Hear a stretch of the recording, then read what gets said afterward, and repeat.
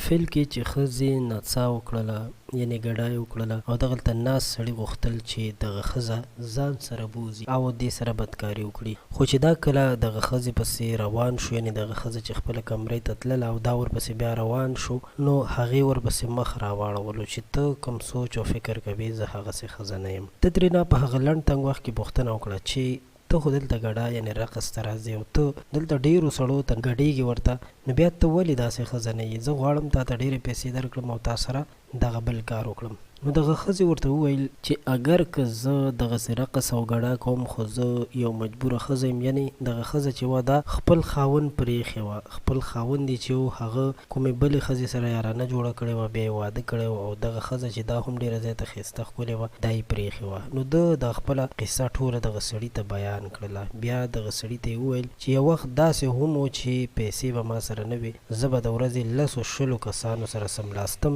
یعنې بدکاري، ناروا کار او بېحیایي دغه به مې ورسره کوله، خو د دغه هر څه نه علاوه زما ژوند د بربادۍ اړخ ته روان و. اخر کې بیا یو چا دا دلته رقص خانې ته راوستله، ګډاګانې به یې کولې، ډنسونه به یې کول، وایي چې ما اوس دغه هر څه کارونه پرېښي دي، زه دغسې کار ته زړه نه ښه کوم. همدغه وه چې بیا دغه سړي ځان سره بوتلله او ورته یې وویل چې تا دومره غیرت کړی دی او د خپلو بچو دپاره دومره سختې تېروې، نو زه غواړم چې تا سره نکاح وکړم. او بیا هغه سړي دا په نکاح کړه.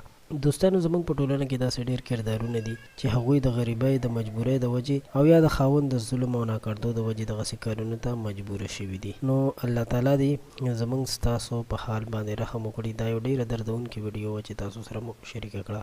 ډېره مننه. په آینده کې له همدغسې په زړه پورې ویډیوګانو لپاره زموږ چینل ضرور سبسکرایب کړئ.